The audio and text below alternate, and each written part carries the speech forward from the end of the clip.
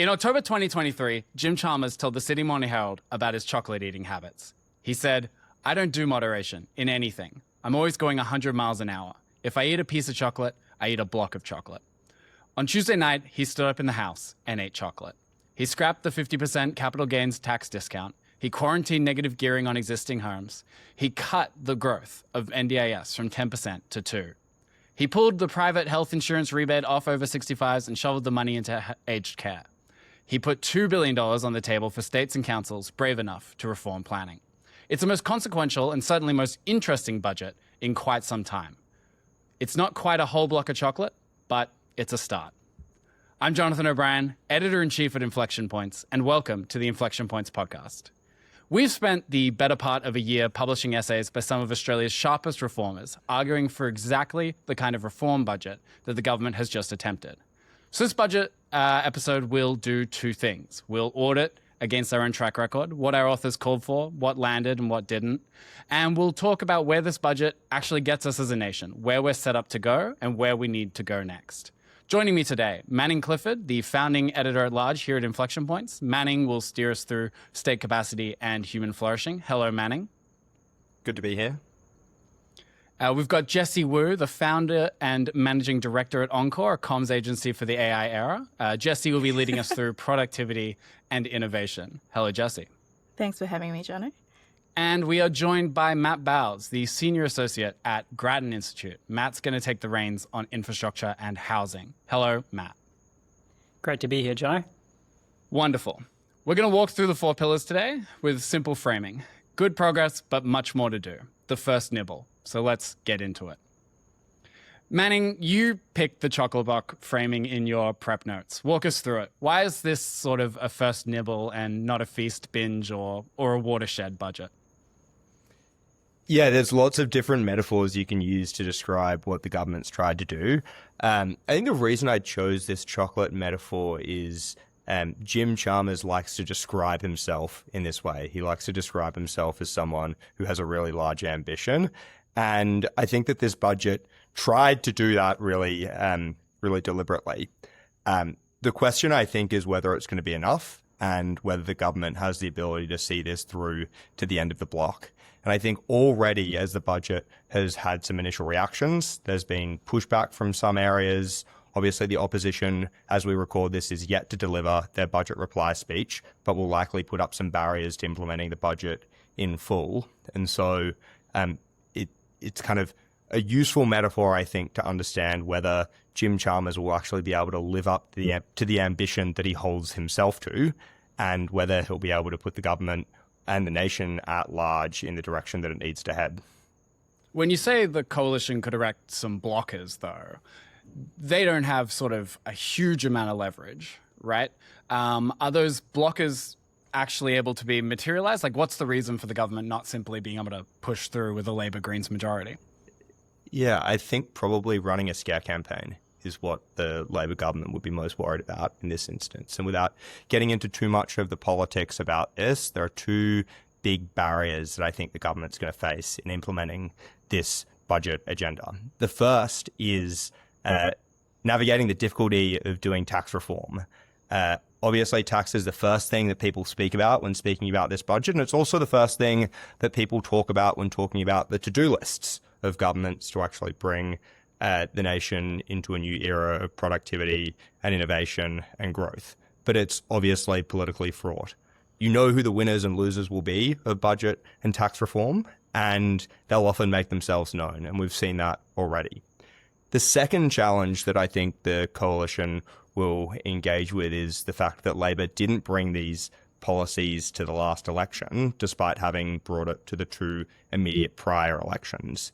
That's possibly because the people who are running policy in the Prime Minister's office are very similar to those who are involved in both of Bill Shorten's campaigns. But I think navigating a broken promise will be particularly challenging for any government, especially at a time when the primary vote of major parties is at all-time lows. Right. Jessy, the Treasurer told the Chamber it's the most ambitious and the most responsible budget. There have been various AFR columns, various Capital Brief columns, including yours, calling it the most consequential in a generation. Is that fair? What's your assessment? I mean, I think the thing that Australia really needed to boost productivity, to create intergenerational fairness, was to start to rebalance the tax burden from taxing income towards taxing wealth, or basically the objective should be to tax productive things like work and also productive investments less, and to create a kind of zero deficit budget by transferring some of that to taxing wealth. So I think we've seen that come in with changes to the CGT, which will see the removal of the CGT discount, which is currently at 50%, and the replacement of that with indexation, so that the gains from inflation are not being taxed, and also reforms to the way that trusts are taxed. And the removal of negative gearing on all but new builds, which will increase housing supply. So I think, Matt, you pointed this out in your analysis, that these measures aren't going to kick in until 2027, and that the initial gains from them will be modest, but in the medium term, they will result in substantial savings, and I think pave the path towards reducing the burden on income tax in this country. I do think that a lot was saved in this budget, so I think 77 billion, and I would have probably liked to see a little bit more of that pass through to income earners. But, I think that long tax reform is a long path, and I think that we've taken the first step towards what I hope will be an ambitious plan to reform tax in this country. This leads nicely into my opening question for Matt, which is we've got Treasury forecasting a $31.5 billion budget deficit, but structural improvement coming sort of mainly from NDIS savings, right? So is this a reform budget or a cuts budget? What's kind of the case here?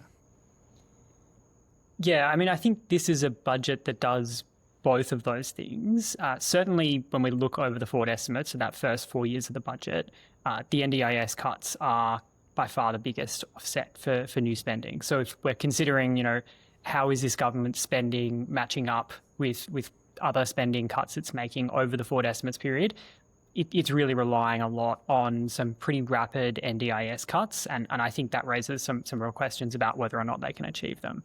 Over the medium term, though, I think this is where this budget really, I think, shows real promise. And that's, we're looking at 10 years now. When you look at the previous mid-year fiscal update that the government did last December, over that period, we didn't see any sort of surplus, despite the fact that when you run the budget numbers out that far, what you're implicitly doing is assuming that a whole lot of bracket creep occurs, and so income taxes keep rising. So the fact that we were looking at this sort of budget trajectory where we had bracket creep going forward for years and we still weren't seeing any return to something like a sort of structural balance, that was pretty concerning. And I think that points to the broader challenges Australia faces when we consider all of the other things that aren't in the budget, natural disaster spending, ageing population that aren't always necessarily accounted for in the right ways.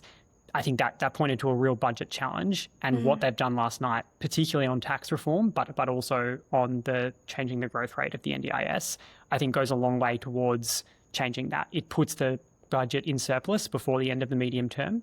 And it also, importantly, I think creates some more sustainable ways of doing that rather than focusing on, in general, short-term cuts that are often difficult to achieve. If tax reform sticks, then that's something that really changes the game for long-term budget sustainability. NDIS is sort of, I think, has been sort of a foregone conclusion, not least because, it was already sort of announced pretty much in full at the National Press Club a few weeks ago. But outside of, I think, the NDIS, what is sort of the tough trade-off that the government has made in this budget, and where maybe have they flinched? Matt, start you, but we'll go to the table on that. I mean, I think the real challenge the government faced at this budget was with that question of how do they respond to like the current moment, because we do have, at this particular moment in time, high fuel prices. We don't know how long that's going to last for. They've obviously cut fuel taxes for a period of 3 months. They didn't commit to increase it to extending that fuel tax cut in this budget, which I think is a good thing. Like we should be waiting to see what happens before we bed down further fuel tax cuts that do increase demand for fuel at a time when it's at a premium. But we didn't see a lot of other cost of living relief there. And I do think that is challenging for the government in the short term. It means that there are a lot of people out there who are feeling like they're doing it tough. The media kind of message there, I think, is that the economy, while it has sort of strong fundamentals, we've got pretty low unemployment, got pretty good employment growth. Because of those sort of broader headwinds globally, I think that the media message is pretty negative around the economic environment. And I think a budget that doesn't commit to those cost of living packages that we have seen them commit to in the past couple of budgets, while that's important for the budget bottom line, there's a question in my mind of whether they can make that stick, whether they can continue to hold the line there and think about what are the things we can do really to support low-income Australians more sustainably, rather than relying on cost of living handouts like they perhaps have more in the past couple of budgets. Yeah, I want to ask about that maybe in terms of the WATO, the Working Australian Tax Offset. $250 in 3 years' time that will be entirely consumed by bracket creep sort of seems kind of unserious to me. Is it a piece of signaling? Is it an indication that we could, for instance, be seeing the first signs of a structural reforming of the tax system where we do have essentially a working tax offset rather than a blanket tax-free threshold? Is that the signal there, or is it just here's $250? I mean, I really hope it is a down payment on that kind of further reform. As you say, you can always put these kind of small tax changes in the context of the broader cost of living challenges that say the median Australian earner on, somewhere in that $50,000 to $60,000 per year income range faces. These small tax cuts are always going to look small in that context.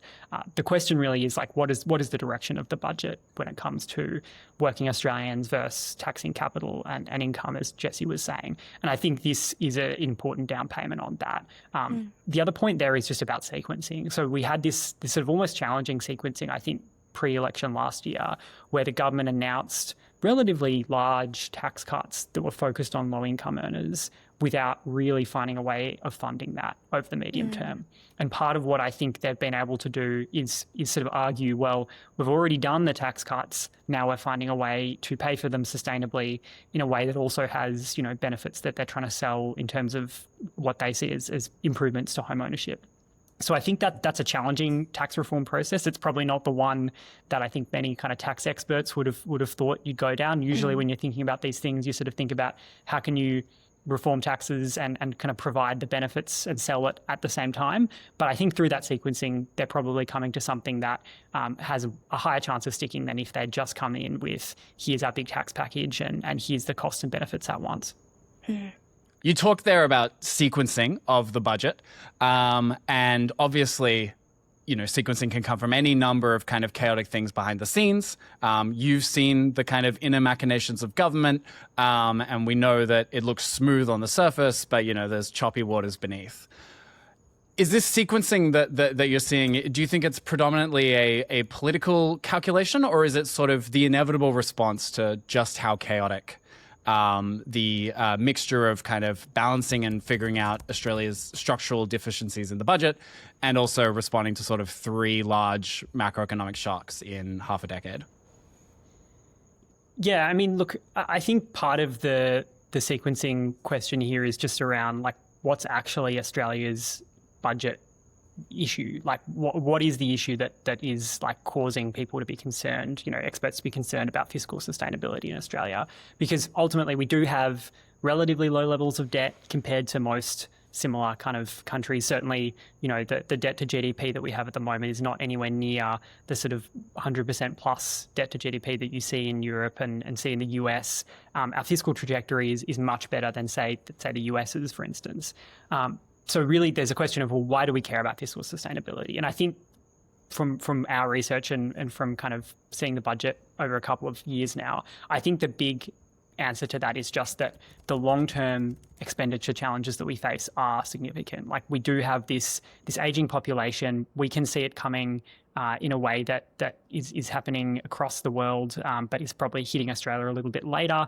That puts upward pressure on a whole bunch of government social services, but also just demands on the government are growing. Like, I think it is really tricky to make the argument that maybe, say, the new coalition government in the UK made in 2010 when they came in to say we are going to drastically cut government spending. And I think, again, if you look now at the kind of proposals that are being put forward from the opposition, I don't think they are thinking in terms of, what's our response to, what's our version of a 2014, Tony Abbott budget. That's not necessarily, I think, how many of them are thinking. And so now that raises the question, well, how do you put the government on a sustainable trajectory? And I think that means you need to kind of think about politics of how you can sell tax increases.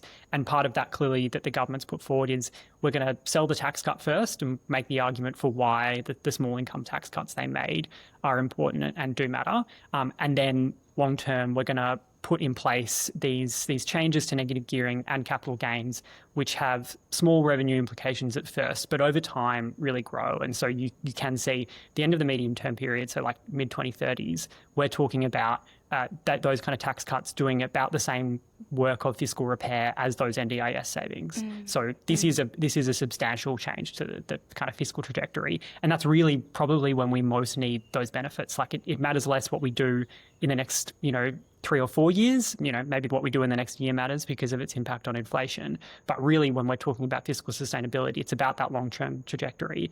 And that means you need to make these things stick. So I think you've got to think about the politics there when you're thinking about how to make them stick. And that's not something economists are generally that good at. But I think treasuries around the country need to start getting serious about it. Yeah, very well said. Yeah, just to jump in on that as well, I think something that is concerning, or that the government will need to hold the line on, is the two big reforms that are out for consultation. If you think about the two major savings, it's adjustments to capital gains tax and it's adjustments to NDIS eligibility. The first of those is obviously been quite specific in terms of a model of moving to indexation, but there's still the opportunity for the government to create carve-outs for specific sectors, and I think we'll talk a little bit more about that later, Jessy. The second thing that I think is much more concerning for the government is, how do you hold the line on reforms to NDIS? It's very tough to make decisions about what functional needs will be funded and what level different functional needs will be funded to, and it's obviously a community that deserves and receives a wide degree of engagement from the government whenever policy decisions are made about them.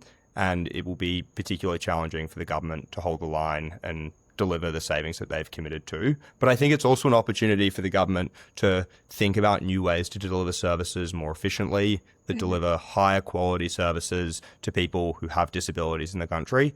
And so it's kind of a double-edged sword, I think, for the government here. Yeah, and we're obviously going to see how that plays out in terms of government delivering services, rather than the sort of distributed market system of the NDIS, which has sort of been fraught for various reasons, with sort of thriving kids, which, at least from my understanding, seems to be moving back to kind of a centralized provision, rather than this sort of messy market that the NDIS has created, which is not to say that, markets can't be used in these situations and in sort of welfare and service provision, but just to say that I think we have landed in what I think Australia has agreed is a bit of a mess. And so to the degree that there is political appetite for that reform, I think it's there more than it would have been under a coalition government or sort of pre-COVID inflation. That gives us a good overview of the general direction of the budget. To sort of toot our own horn before we get into the pillars, I want to run through a few of the Inflection Points publications that have, materialized in the budget. And this is not a taking credit, a long-form journalism expedition can only have so much influence over Treasury, but it is nice to know that kind of good ideas are being picked up, both by us and by the government. So we have from issue 3, Flavio Menezes' higher standard for standards. So we wrote about Australian standards being behind a paywall, the idea that we have all of these sort of standards that are referenced in legislation, referenced in regulation, like the National Construction Code, don't actually have a publicly accessible form. That is now, it seems, changing, and we're really excited to have been able to champion that idea.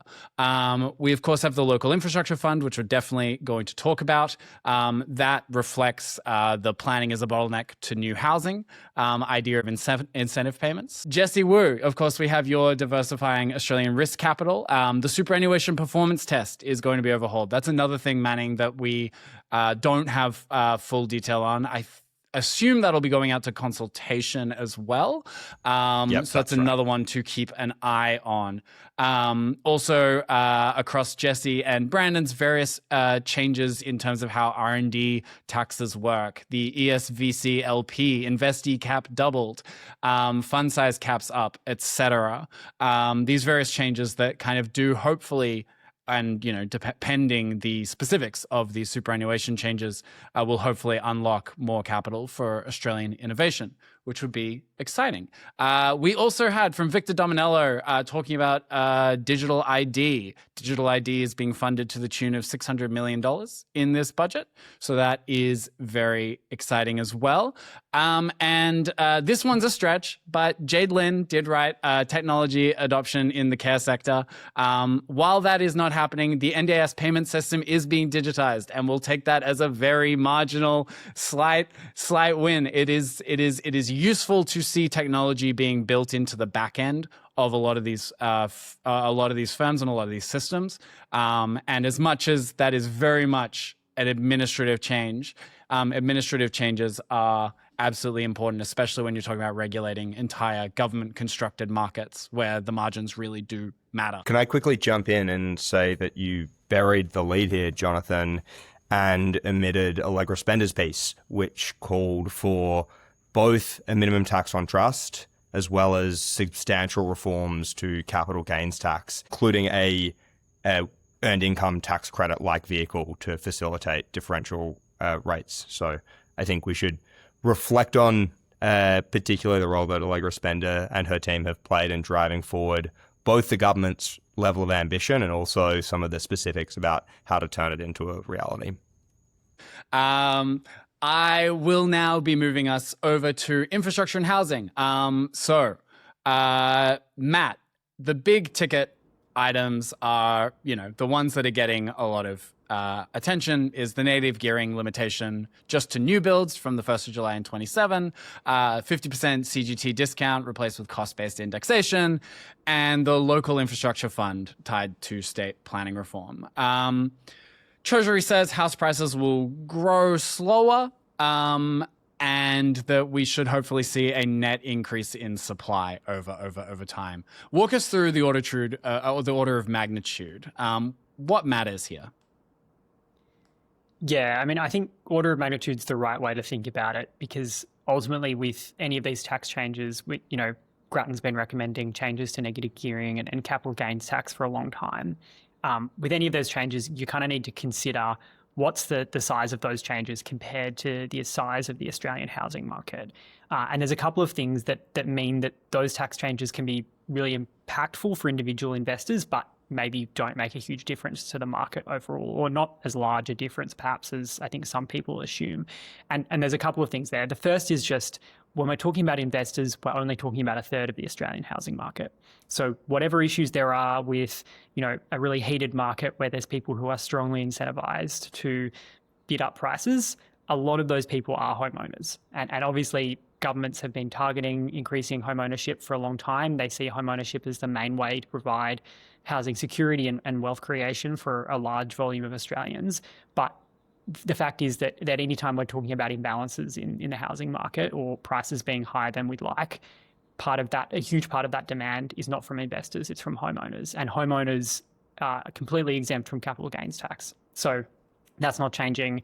That's probably not going to be changing anytime soon, but it just does mean that part of demand is pretty stable.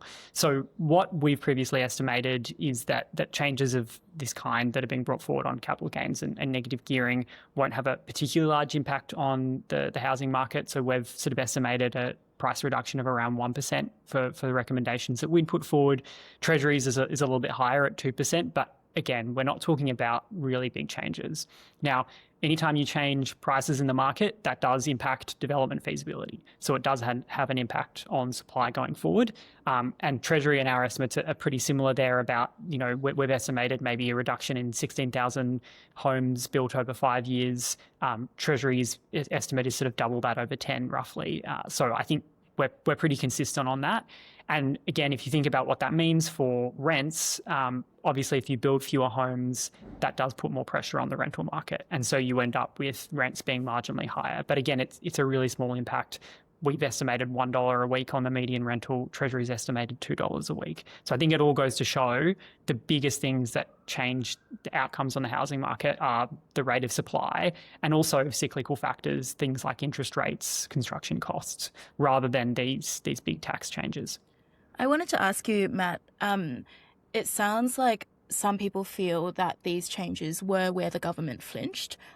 So, for example, the grandfathering of negative gearing and also not imposing capital gains tax on the primary residence. What do you think of those restraints?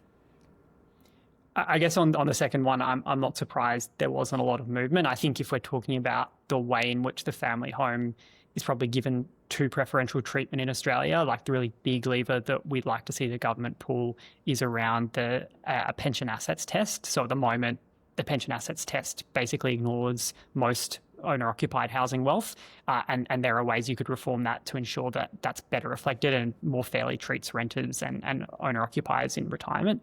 So that's the big lever they could have pulled, and they didn't go there. So that's definitely something that they should consider in future.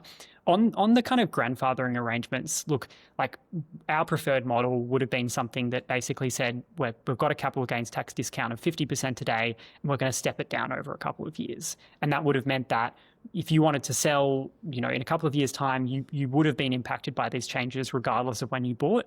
That would have raised more revenue, and it would have also avoided sort of any kind of negative incentives for investors to hold on to assets for too long. What they've gone with, I think, is probably a second best to that, but it's much better than it could have been. So what they didn't do was say all existing investments are grandfathered. What they said was, going forward, gains from next year onward will be taxed under the new regime. And so that means that if you're an existing investor, any gains past 1 July 2027 are taxed. And so that means it does create a sort of pretty fair and level playing field going forward. Negative gearing is different. They have exempted people who own existing properties that are negatively geared. But that's a little bit different because people negatively gear for a reason. They're often negatively geared because they want to make a capital gain and take advantage of the CGT discount. So if you remove that discount, you're removing some of the incentive to negatively gear a property. And then on top of that, because of the way negative gearing works, you've got this big sort of borrowing that you're doing sort of to leverage yourself to invest in a property.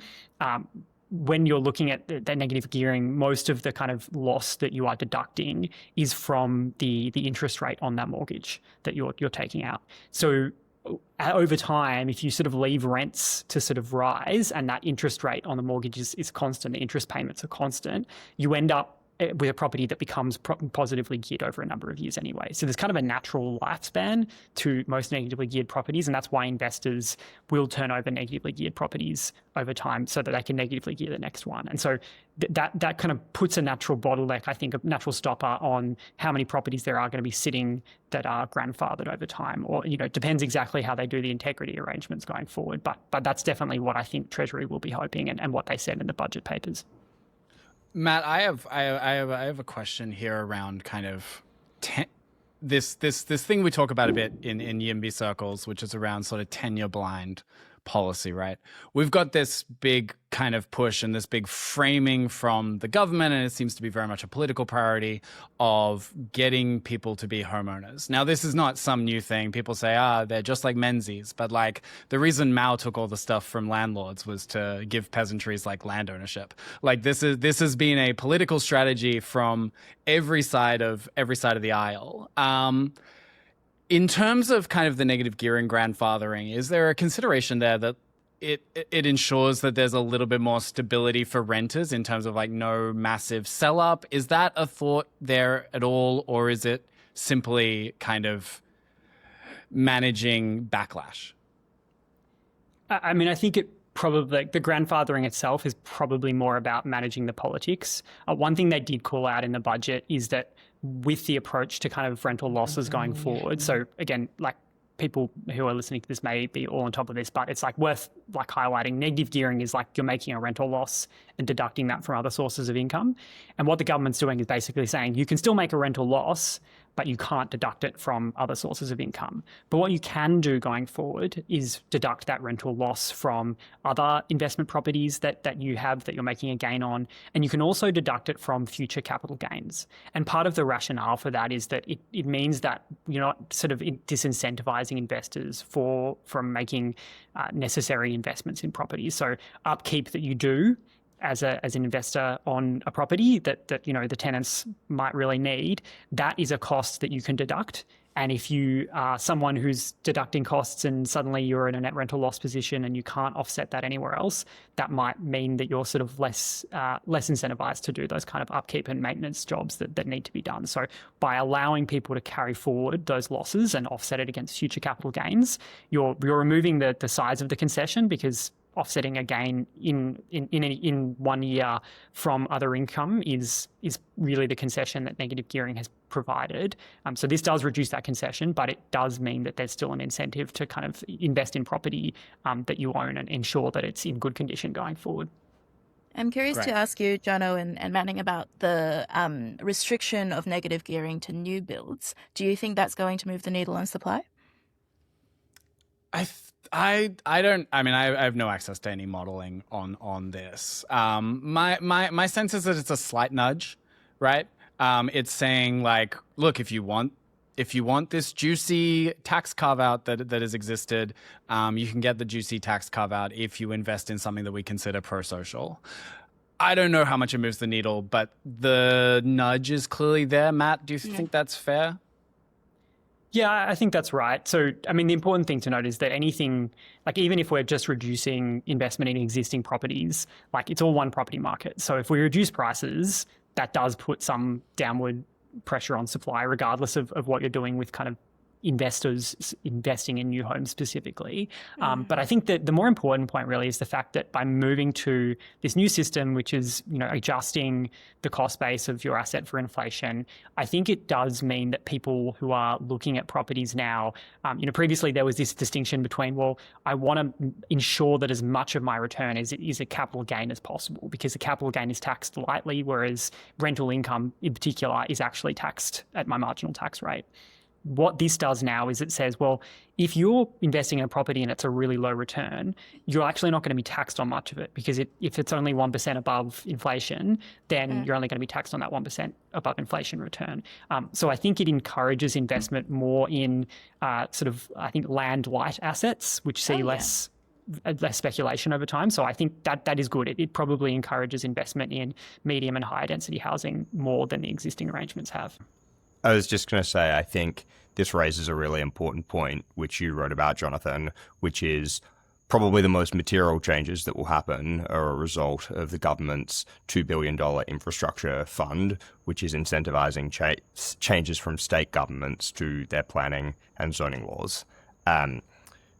If these negative gearing changes are on the margins going to encourage a slight shift towards medium density properties because of the returns to land and speculative nature of those sorts of properties, the $2 billion fund, I think, has a lot more potential to drive down the costs of land and, as a result of that, increase housing affordability. But I'm not sure whether you wanted to speak a little bit more about your perspective on this, Jono or Matt. Yeah, we'll talk on the fund in a moment. I just wanted to run through one last take that I've seen from friend of the show Dom Behrens, which is kind of that the sum of all of these tax changes and whatnot kind of further tilts the Australian tax system toward allowing or enabling build to rent a bit more, just in terms of kind of the shifts away from sort of this favoring of mum and dad landlords. Matt, is this something you've thought about at all? Yeah, I mean, I don't think these changes are specifically helping build to rent per se, but certainly they're disincentivizing the kind of mum and dad landlord approach where you're really looking at trying to buy a single family detached home, leverage yourself really highly, claim a big net rental loss on it against your other unrelated income. I think it does disincentivize that. And so maybe at the margin that pushes people more towards build to rent. But, ultimately the big barriers to build to rent are often state taxes. So things like land taxes that the states control. So if there's potential in that industry, it's because states are supporting it rather than necessarily because of what the federal government is doing it. At least that's my read. Yeah, and we're certainly seeing that a fair bit in Victoria building more, and they've had sort of the most generous kind of state government kind of reforms in favor of those institutional landlords. Great. I think we should talk about the LIF, the Local Infrastructure Fund. So I wrote in Capital Brief about this kind of being maybe the largest housing line item within the budget, not maybe in terms of sheer numbers, but in terms of its potential to do things. Now, how optimistic we should be about this, I think, is a question. Matt, am I being too optimistic in terms of thinking about what $2 billion leveraged to states could do? I mean, I think your optimism has to be set in the context of how the federal government has previously seen this issue. So, I mean, I think about when I joined Treasury, sort of a young grad in 2020. I was really interested in housing. I was concerned about the fact that housing supply wasn't as much focused on in the debate as it should have been. And so, when I asked people around Treasury, how does Treasury see the housing issue in Australia? Their response was, well, we think it's mainly an issue of a lack of supply. And you ask them, well, whose responsibility is that? How can we unlock this supply? And they said, oh, well, it's probably the states. And you say, how? And they're sort of like, oh, we don't really know. And that was, I think, not necessarily because these people weren't smart, but just because they hadn't been pointed at this problem of, in particular, land use restrictions at the state level. These barriers to just finding land if you're a developer where you can build additional homes. And that's the biggest barrier to new housing supply in our cities. And it's something that we've seen, examples of overseas, of major reforms in New Zealand that have unlocked these restrictions, that have allowed more townhouses, more apartments in more of our cities. And that has a big supply impact. So if the federal government's going to boost housing supply, it needs to be engaging with the states about how it can encourage these kinds of reforms to allow more townhouses and apartments across our cities. And this, I think, is one of the first signs we've seen in a long time that the federal government is really willing to push the states on that. So whether or not this exact fund and this particular set of negotiations achieves, I think, all of the changes we would like to see, and we can talk about what those might be. Whether or not it achieves that, I think, is probably less important than the fact that this is a down payment on the federal government taking a real interest in this issue and really starting to push the states on what is clearly the biggest barrier to housing supply. A lot of down payments in this budget on the long road to reform. Manning. Yeah, I think something that's interesting to build on Matt's point is there's a real shift in the government's focus compared to the new homes bonus. So previously, states were rewarded upon completion of homes, and that is great in theory, but when you think about the timeline that it takes to go from kind of project conception to keys in hand of a tenant or an owner, that can be somewhere between 4 or 5 years on specific projects, particularly when you build in some of the policy timelines that are required to actually enable that to happen.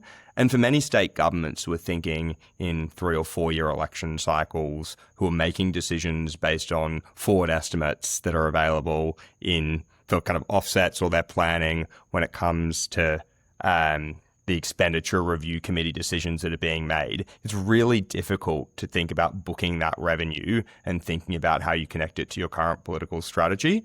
But in the context of perhaps a much shorter feedback loop between the government and between the federal and state governments here when it comes to planning reforms, I think that there's certainly a punchier level of impact, and hopefully we'll see state governments taking it much more seriously, particularly those like the Victorian government who are facing an election in the immediate term. Yes. Matt, I've written that a national townhouse code similar to what the Abundant Housing Network and later Grattan put forward in 2025, that a national townhouse code would be something that if all states signed on to it, 3-story townhouses permitted across all residential land, that would be a big bang for buck. Are there any other reforms that you think maybe warrant equal or more consideration there? I know there's things like parking and whatnot that could make a big difference as well. Yeah, look, I mean, one of the challenges we have here is just that each planning system across each state is so different, and the particular ways that states restrict new housing supply in well-located areas through their planning systems are different in every state. So, you know, I started sort of getting interested in this space in part through advocacy from Greater Canberra, which I was a part of in Canberra. I mean, the ACT planning system is so different to now having looked at the Victorian and New South Wales planning system. They're all unique, and so the challenges are kind of all unique a little bit. But as you say, there are kind of some outcomes that we could push for that I think would be really impactful. So setting the floor in a better place than it is at the moment through a national townhouse code by saying if it's residential zone land, we really should be allowing it to accommodate 3-story townhouses without these kind of arbitrary restrictions on number of homes per square meter or so on. That seems like a really positive step. In terms of other broader things, as you mentioned, parking restrictions are another big one. So these are mandates that state governments put in place and councils put in place on how many parking spaces you need to provide per home or per bedroom when you're building new housing.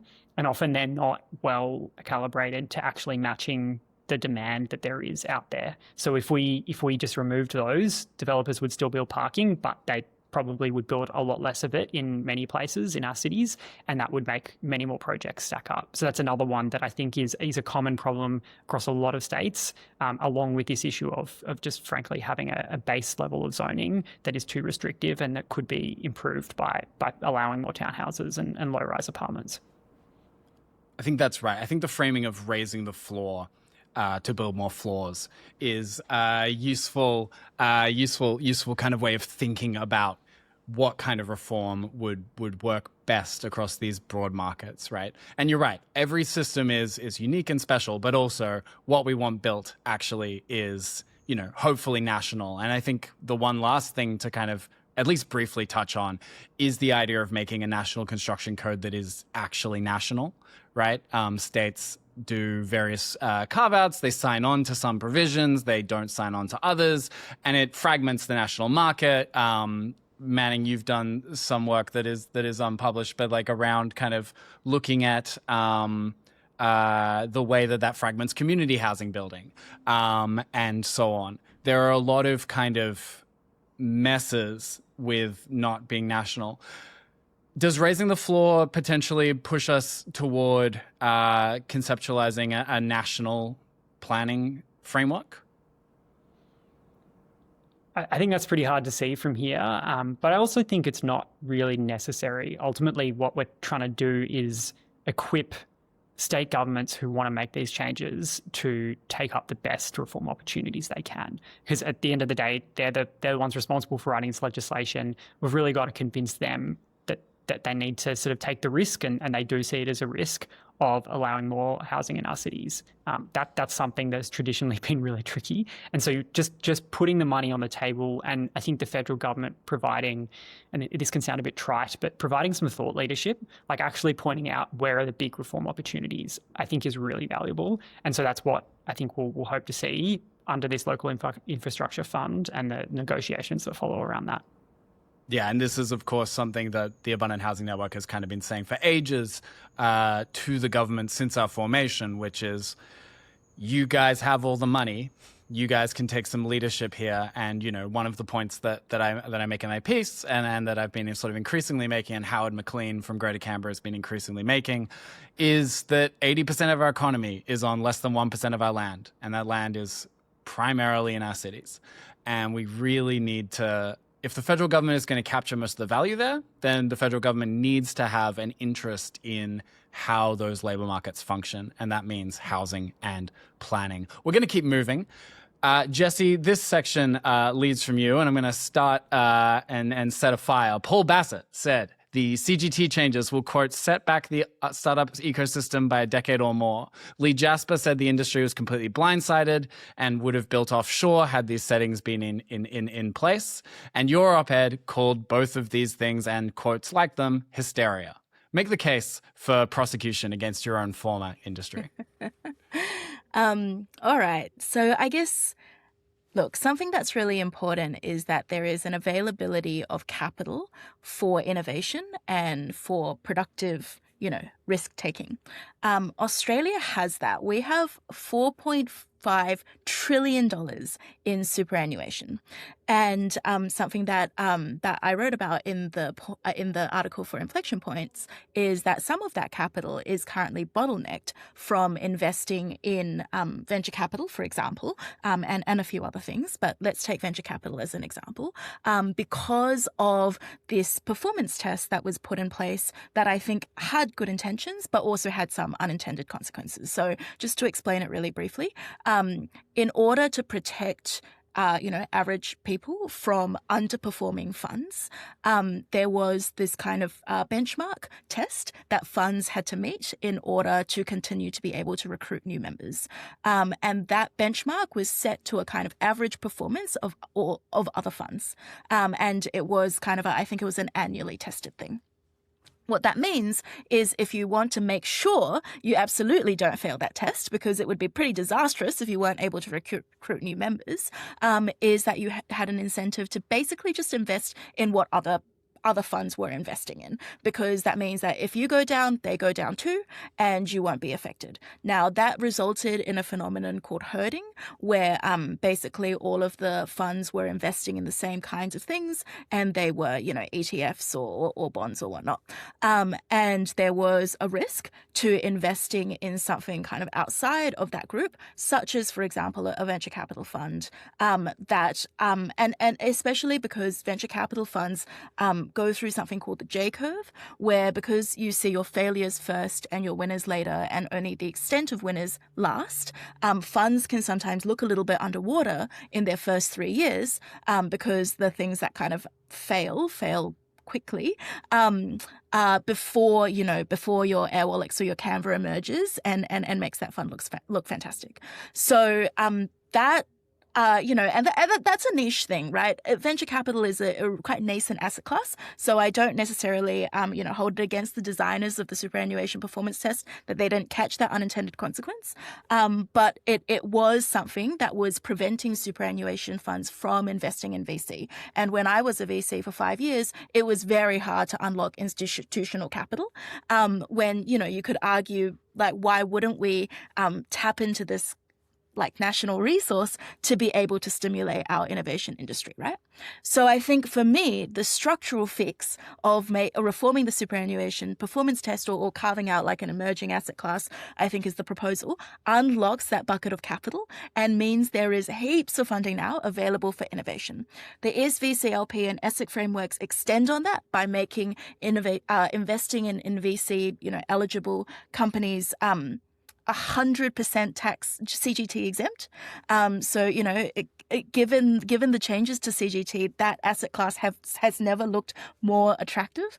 So I think there's plenty of capital now being unlocked for investment in startups, investment in both the really early stage stuff, but also our maturing startups to kind of keep them onshore, to prevent them from having to go afield to get that capital, so that when we create the next Canva or the next Airwallex, that money, goes to Australian superannuants. So I think there's a lot to like. like in terms of really structural things that have unlocked huge amounts of money.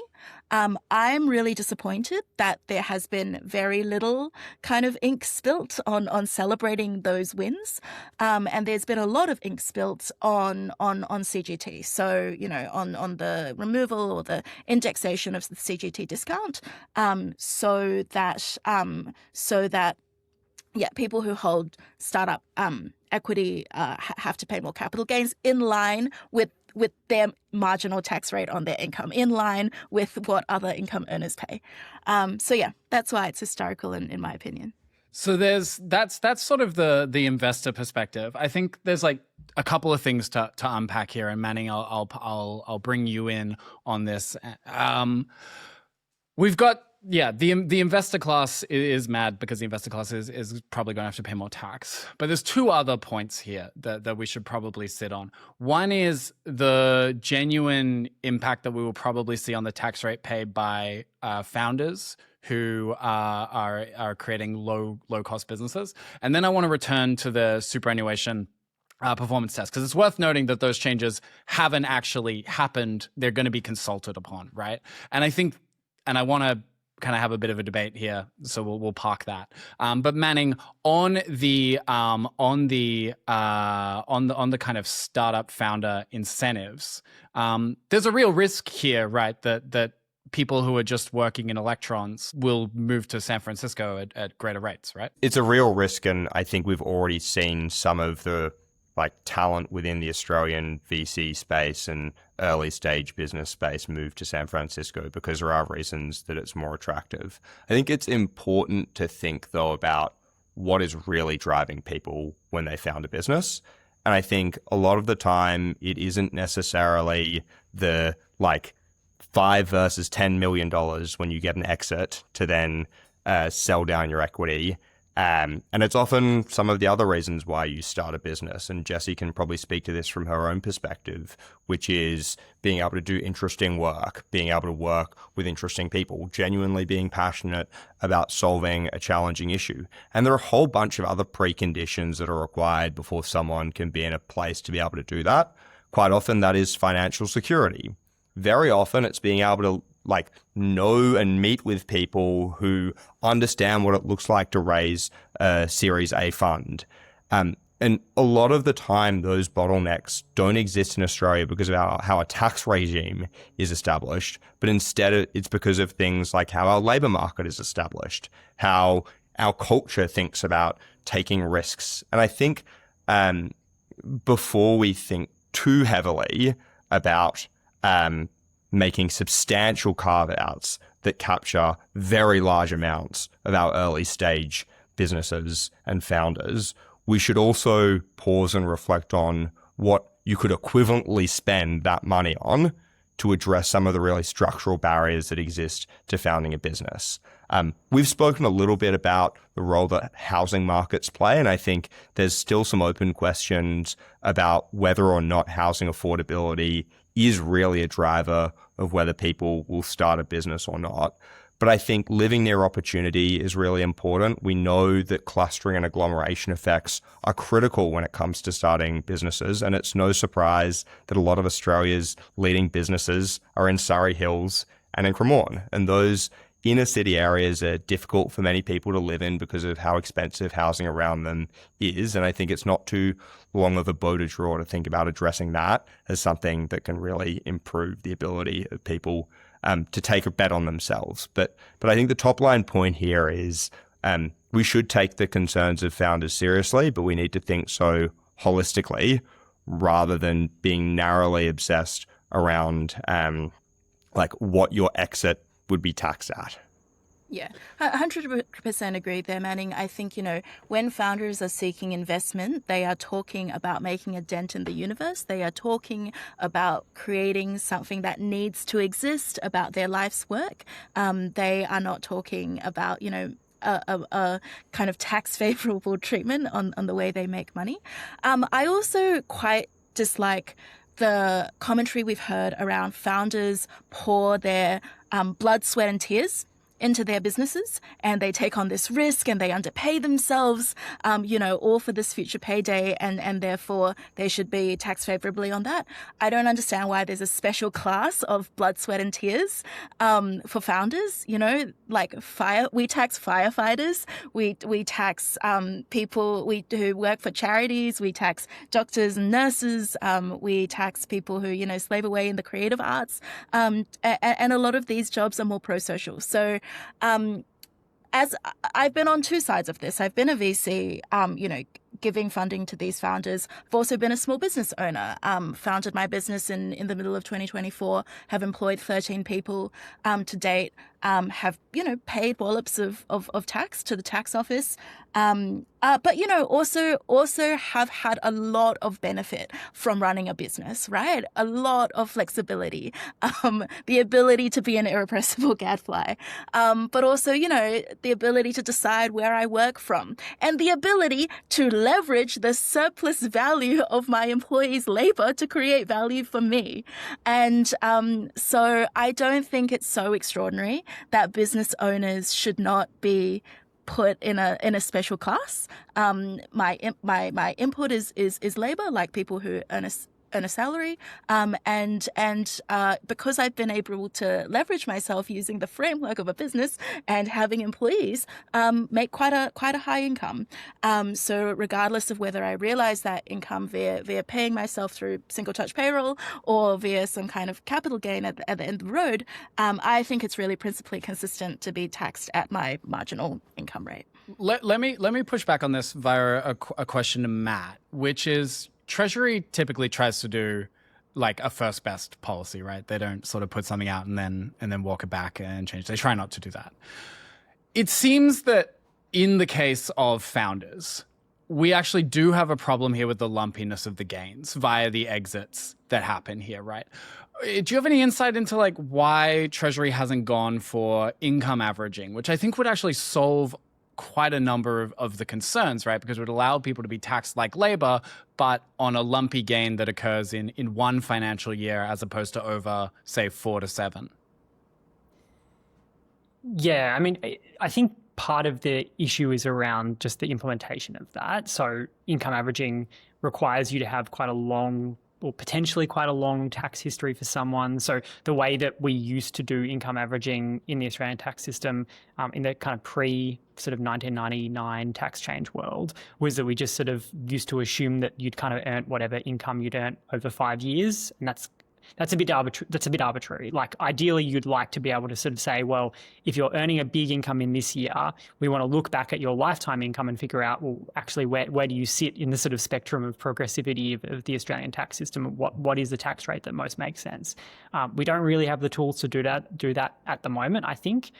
Certainly it would be a big change to how the tax system works. The other way of approaching this, which other countries use, is just to sort of say, well, we've got a progressive tax rate for most of the tax system, but we're going to have a flat tax rate for capital gains. And that's a dual income tax system. Other countries do use that. I mean, we're kind of moving a little bit closer to that system with the changes we've seen. We've got a minimum tax rate on capital gains now of 30%. That is trying to avoid situations where people are timing their gains, particularly till post-retirement when most of their income comes from superannuation. So it's not within the income tax system. And so they were facing marginal tax rates that were a lot lower than probably their wealth would suggest that they should be. There's a sort of flip side to that, which is what you're pointing out, which is that if you are selling something that's a large asset in 1 year, you're realizing that gain, then that pushes you up the income tax scale. That means your average tax rate is higher.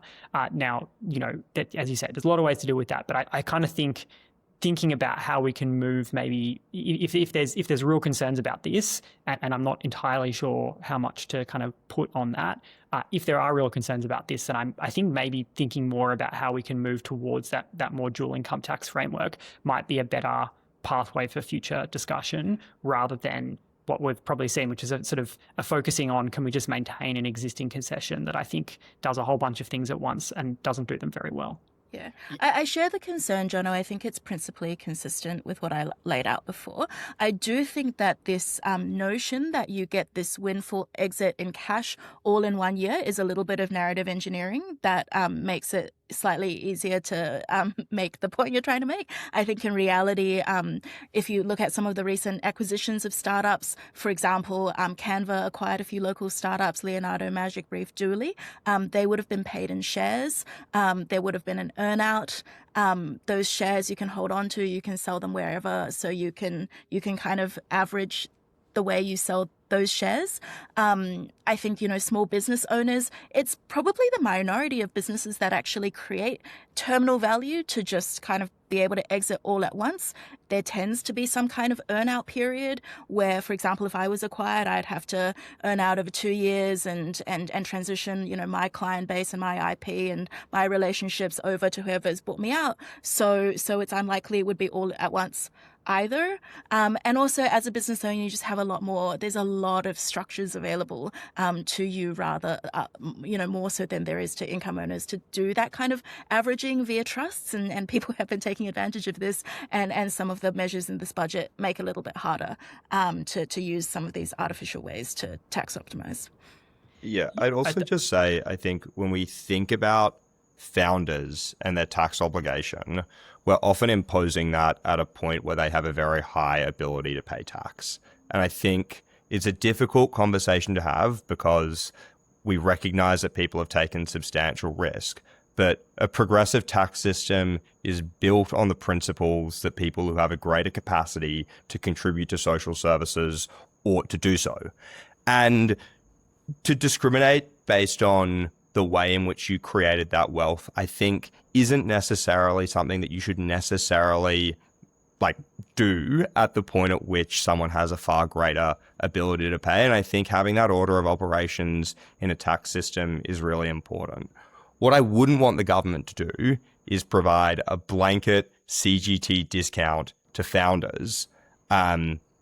Because, imagine if we had done that with our Canva founders, right? They're some of Australia's wealthiest people, and we decide that because of the ways through which they created their wealth by starting a business, we're all of a sudden resolving them or kind of saying that they shouldn't have an obligation to contribute to services. And something that I've been reflecting quite a lot on is at a world, if you believe what the people in Silicon Valley say about how we will all become founders, everyone will be on Claude Code, building a business. If it's true that there's going to be a large class of our society that is able to create significant amounts of wealth by founding businesses, and we assume that that group shouldn't pay the same rates of tax as others, I think that in a long-term perspective, knowing how difficult it is to do tax reform could hypothetically be something that is a really, really big challenge.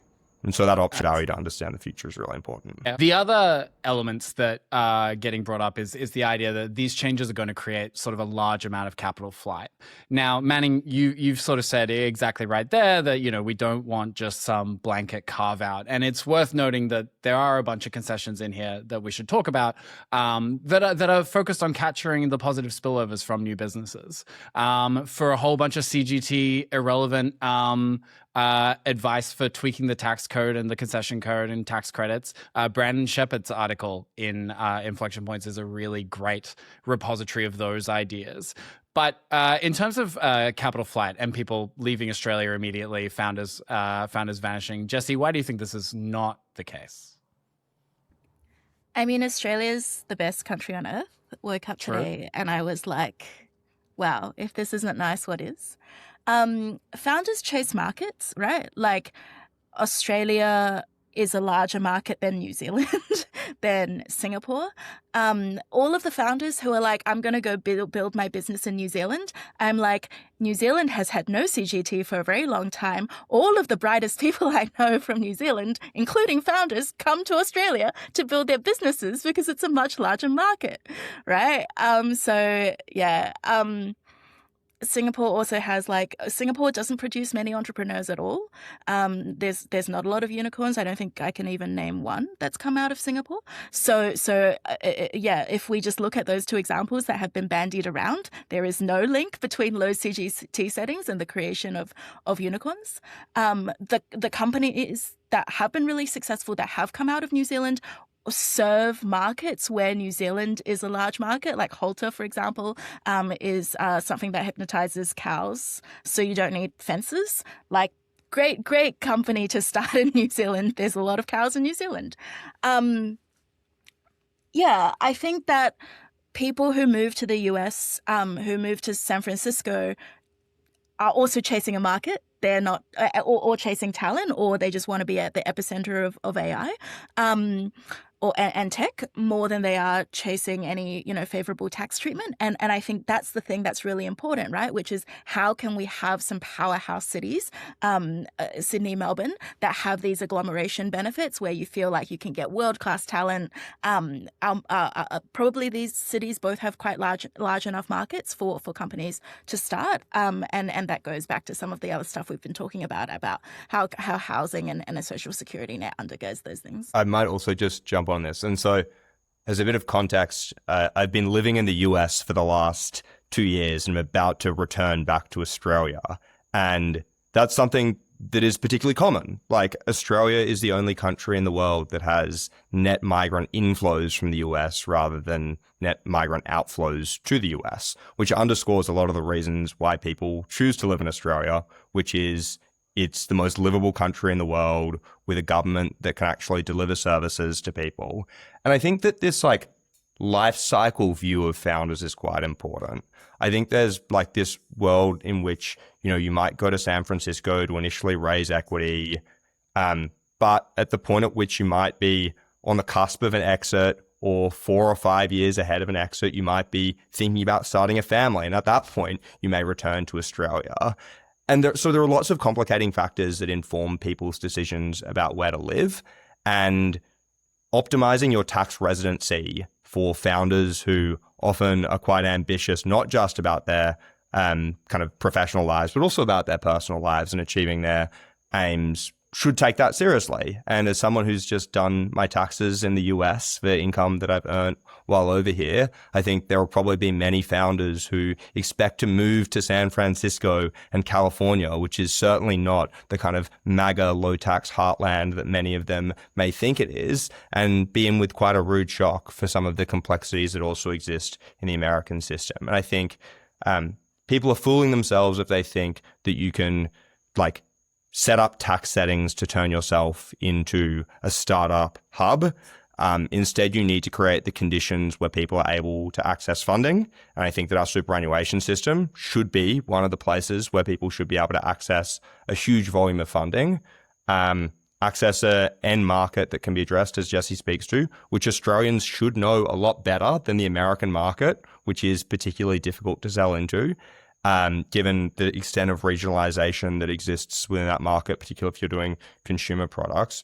But finally, has a startup ecosystem where you have agglomeration benefits. And I think that Australia needs to double down on Surrey Hills and Cremorne as probably two of the areas, or Chippendale, yeah, as some of the areas that support Australian startups. And central to that, as we've spoken throughout this podcast, is land use. And we should think about how do we allow the sorts of businesses that are best placed to be in those opportunity areas to be able to place themselves there. And things like zoning do play a really critical role. Just as a brief aside, there's this bizarre section when you walk through Surrey Hills, which should be some of the most lucrative real estate in the country, that is mainly run by textile businesses. And I've never been able to figure out how the economics of that stack up. So if someone who, like you, Matt, who's much more across land use regulations, is able to tell me why Canberra's nearest neighbor is like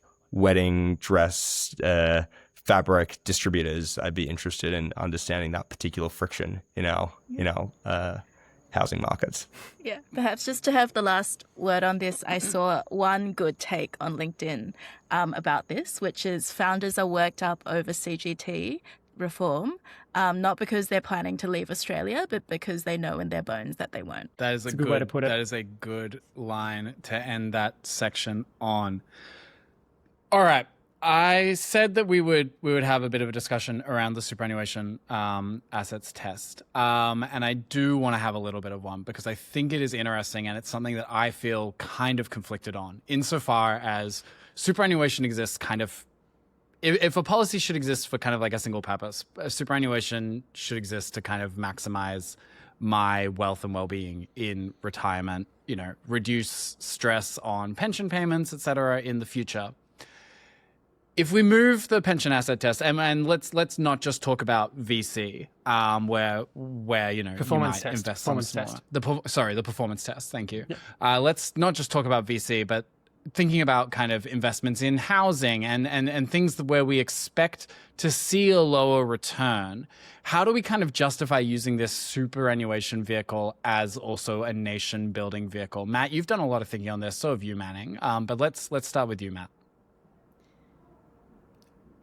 Yeah, so trying to use super for kind of policy outcomes, I think, is the wrong way to think about it. And in part, that's because we set up super funds with an explicit goal that they have to maximize their returns for members. Like that is their goal. And so trying to sort of water down that goal in the pursuit of other policy objectives clearly isn't the right way to think about it. I think on the performance test, I think the key thing to remember there is that this was a hard-won reform. The industry really pushed, the super industry, I think in some instances, really pushed back against it because there were some funds who had been poorly performing for a long time, who had high fees, were not doing a good job of providing returns to members. And because we have really low engagement with superannuation, and yet we are forcing people to put money into it, I think that creates a pretty sort of difficult market condition where rather than having competitive market dynamics, there were a lot of people who were just stuck in bad funds for a really long time. So we definitely don't want changes to water down that progress.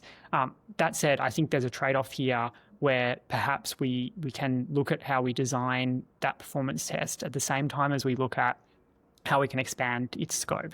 And the two big things there are that currently there are a bunch of sort of choice products. So these are products that people do opt into, which are not covered by the performance test. And some of those products are quite low performing, and probably we would do well to consider whether they're the kind of products super funds should be offering to people. The other point there is that these kind of rules around the performance of superannuation funds don't apply to retirement phase funds. We have this sort of weird distinction between accumulation phase, so during your working life you're building up, and then retirement phase and you're sort of drawing down, or hopefully drawing down. In practice, a lot of people don't draw down. But that distinction means that there's a whole kind of separate set of regulations that apply in retirement, or a lack of regulations that apply in retirement in a lot of cases. And so one of Grattan's recommendations in the past has been that we should look to apply the performance test properly to retirement products, and also all of the kind of market-making institutions that we have that kind of mean that when you are looking at your super fund, there's sort of a better chance for you to be able to choose the best performing fund for you, rather than just being defaulted into a fund and not being able to change and not thinking about it over time, which is the kind of conditions that lead to a lack of competition in the superannuation industry and poorer outcomes because of it. Manning, do you have anything to add there? Yeah, I echo Matt's view that the superannuation performance testing regime is a really critical role, plays a really critical role in ensuring that all Australians aren't getting ripped off by their super funds and ending up with less money than they deserve in retirement. I think we need to distinguish between how to create a performance test that truly reflects the financial foundations that are being delivered by superannuation funds, which is what I think the reforms that would enable them to place more of their capital within things like venture capital and private equity would do, by taking into account the risk, the lumpiness that can come with these funds. We know that venture capital funds often are able to achieve really great exits or closures of those funds from one or two superstar unicorns. And if you're a super fund who invests in one that doesn't achieve it while another one invests in another fund which does, you can be punished really severely. And so we need to think about how do you create incentives. And Treasury's done some really great thinking, because it's full of people who are obsessed with, the capital asset pricing model, to think about how do you use other metrics other than just an annualized return on different products to get a more sophisticated view of what is the quality of performance that's being delivered by funds rather than just a level. I think, Matt, you're completely right to say on the second point, which is altering or diluting the objectives of super beyond outcomes in retirement to achieve broader policy objectives. At the point at which the government is mandatory, like taking money from people's paycheck, which we know that it does. It has a spillover effect on wages and reduces wages, particularly labor income, at early stages of people's career. For a government that is focused on intergenerational equity, I think it would be particularly inequitable across generations to then effectively use that as a shadow form of tax. Because if you're condemning people's money to be put into lower return products, that effectively is a form of tax on their retirement. And I think the government should be particularly careful about how they do that. That's not to say there aren't like some innovative financing approaches that the government can use to crowd in super. There are a whole bunch of ways in which the government can use blended finance to either absorb and credit enhance some of the loans that super funds might be providing for specific projects that have a social objective. That would effectively mean that the government takes the first loss if an investment is unable to make payments because of issues with cash flow. Those sorts of things are really important and valuable tools to try and crowd in the large pool of capital more efficiently to achieve our social objectives. But saying that super funds should be held to a lower standard because they're doing something in the national interest is just, from my perspective, a particularly bizarre redistributive process that is likely to be much less efficient than our tax system. And also My provocation here, Manning, I'm curious for your view, is like, what about instances where there's market failures and you just need like a source of long-term patient capital, but to kind of, I don't know, make the market for something, for example, large-scale renewables projects. But then once it's there, it's actually can deliver a really good return. Yeah, I think that's probably the instances where government should take on some of that risk themselves, and that risk should be done transparently. And so that might be government providing senior debt providing subordinated debt rather than senior debt so that they are able to insure some of these funds. Another thing that can be done is there are other ways in which government can also support projects that have less kind of certain cash flows. So particularly in the context of renewables, having longer term offtake agreements so that there's guaranteed volumes that come through. The thing that's really important, though, is at that stage, government is often being upfront about the costs that they're absorbing to make those guarantees. Often with those forms of financial support, you can price it by comparing it to similar forms of support that are provided or differences across types of funding, as opposed to, I think, some of the challenges that we would run into if we drove super funds into being involved in these assets because of a national objective or resilience, or whatever buzzword you want to use to describe it, which, the National Reconstruction Fund has run into. That's when you start to lose some of the clarity about what is the government really trying to achieve and what cost are we willing to absorb as a society. And the challenge is that if you sacrifice several percentage points on someone's superannuation return when they're young, that can compound into many hundreds of thousands of dollars far, far down the line. And I think that's probably something we should tread very carefully on. The other point is that, where there are market failures, that's absolutely where the government steps in. It's just not extremely clear to me that leveraging superannuation, which is, again, as we've laid out, a policy aimed at, a certain set of goals, why that is the pile of capital that should be a leverage rather than, government-run future funds or, off-budget measures or just general revenue. Matt, I don't know if you had any closing thoughts before we move over to our next pillar. I think it goes back to this point that really, if we want to attract investment in a particular industry, we need to think about, well, why isn't it being attracted already? What is it about that industry that doesn't attract it? And it might just be that it's not a profitable place for investors to go, in which case we need to think seriously about who's going to subsidize that if we think it's worth investing in anyway. But it comes back to that question, look at the industry, figure out why people aren't going there, rather than assuming that we should push this or that pot of money towards it.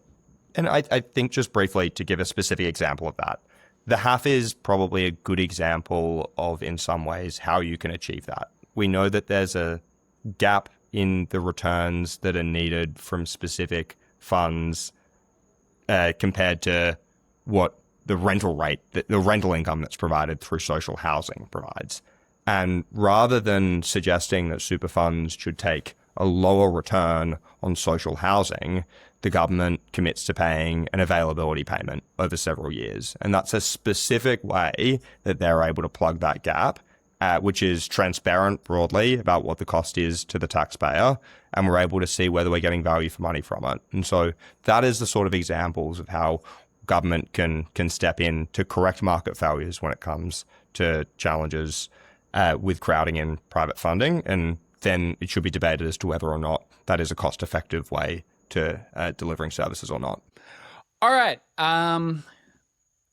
We're going to move over to state capacity now. Manning, this is very much your pillar.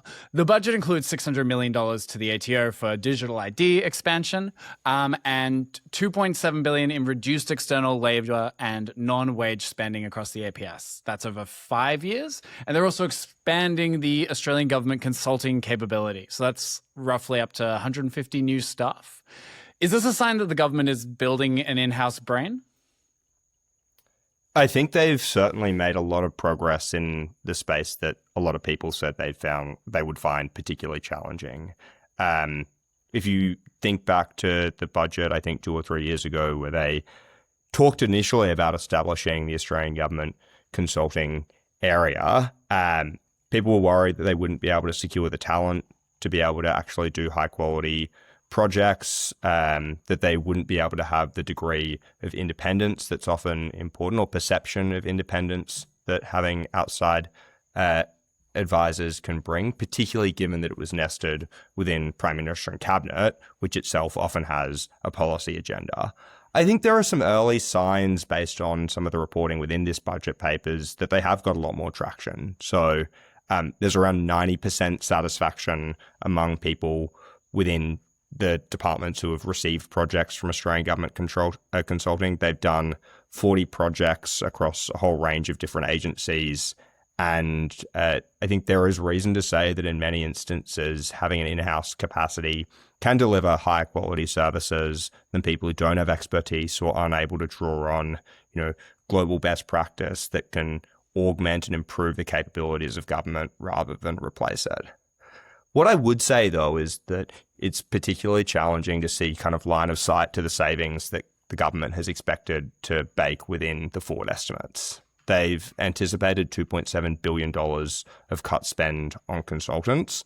And when you compare that to the savings that have been achieved through the first 40 projects that they delivered, they've only displaced around $10 million so far in external spend, which is several orders of magnitude different. Now, there's some things to be said about whether you're reducing, external labor hire, and rather than having people who are doing, APS-like functions on external labor hire, you bring them in as a APS employee full-time.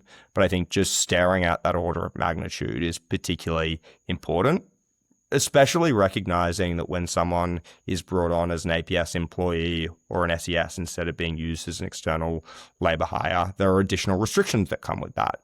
There are elements around their bargaining agreement that they're subject to, and that can sometimes remove the flexibility that government receives when using external support.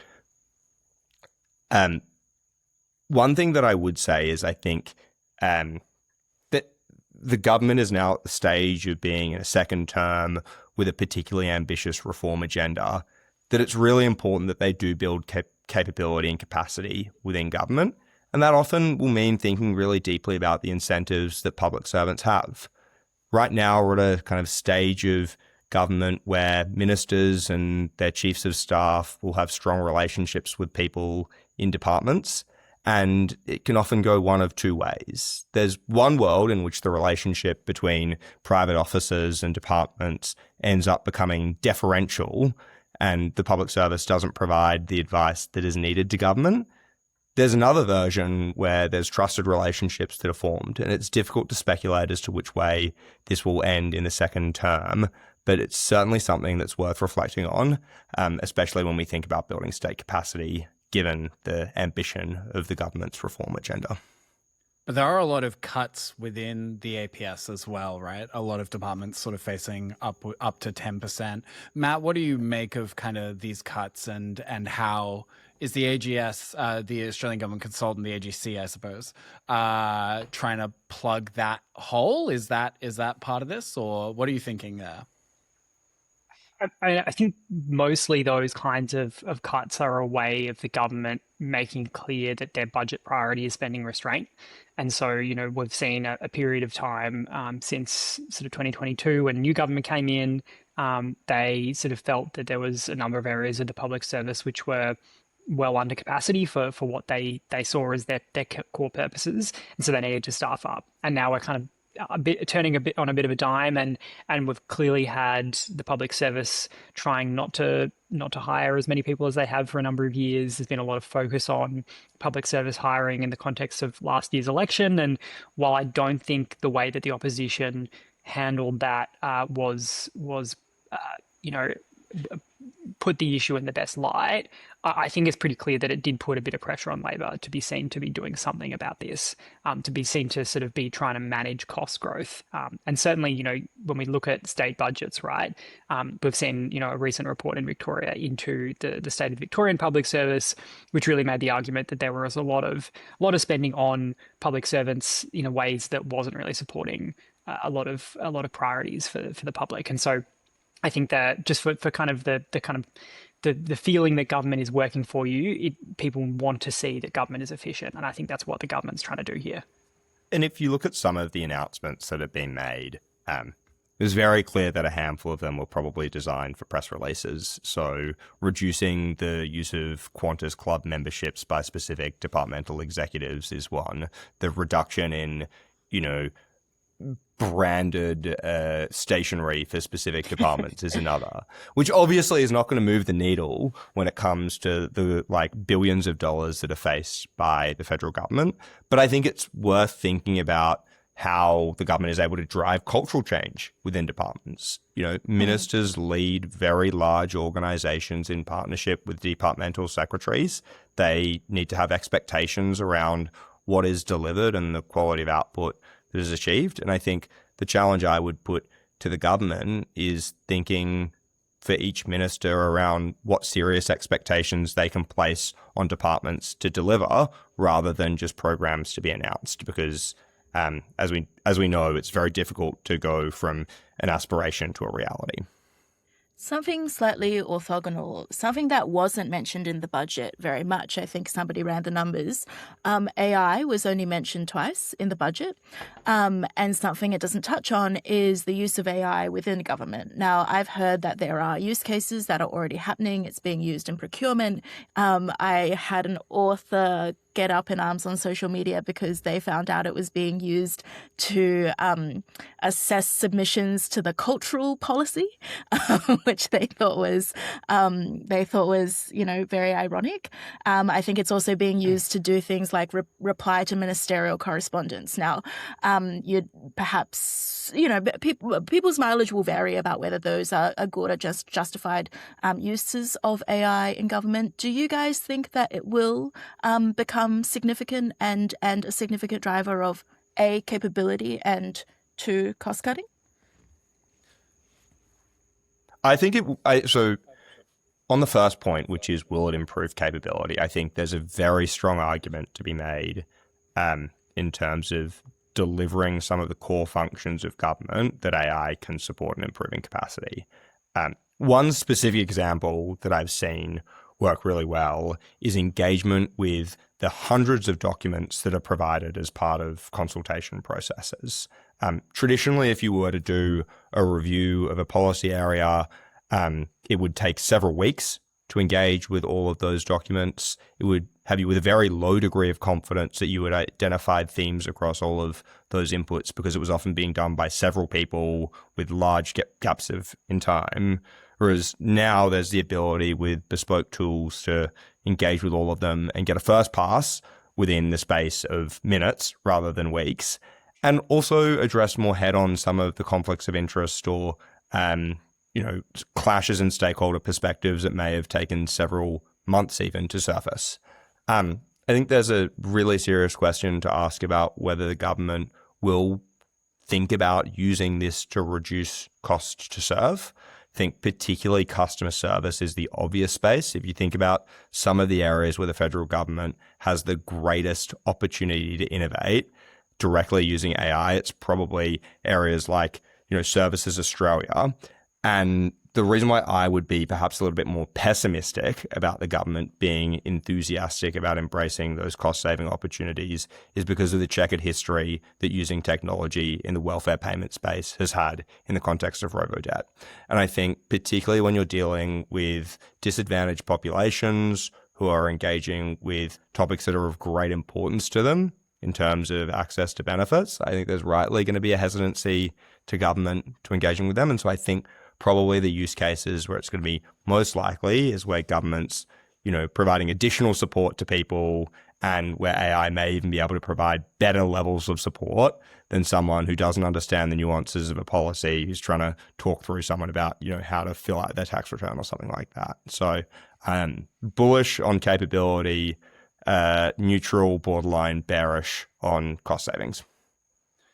I will say, I think one of the real challenges on that, like using AI to build capability, is that, especially as the way I've seen it as someone who spends a lot of time thinking about data analysis and looking at other people's data analysis, like the big superpower that AI gives you is the ability to write a first pass data analysis in code to a pretty high standard, and then also QC that, do quality control on that using AI. Like that, a code writing ability is just so far ahead of, I think, a lot of the other use cases right now. But it depends upon you being able to give relatively junior people in your organization the space to effectively create new software, new data analytic pipelines. And that's something that I think has always been a real challenge in the public service. So, even if you give people in the public service access to the best coding models, and certainly people I know who are deep in the data in the public service don't have that at the moment. Even if you do give them access to that, there's a question of what can they build with it, and are you giving them the space to build? And that's a challenge. Like, you've got to trade it off against, all of these other concerns that people rightly have about how their data, say, is being used in a public service context. But to get the most out of it, to ensure that we're using AI the best to build government capability, from what I see in the kind of data analytics space, that's a real opportunity, and it's going to require a change in mindset, probably a change in how government sees risk in the context of using data for analysis and creating programs and software that can solve challenges that teams face, but at a sort of distributed level. I think probably one of the areas where Matt's point is most relevant is implementing large government IT projects. So you mentioned, Jono, that the ATO is going to be getting over $600 million to expand the use of a digital ID.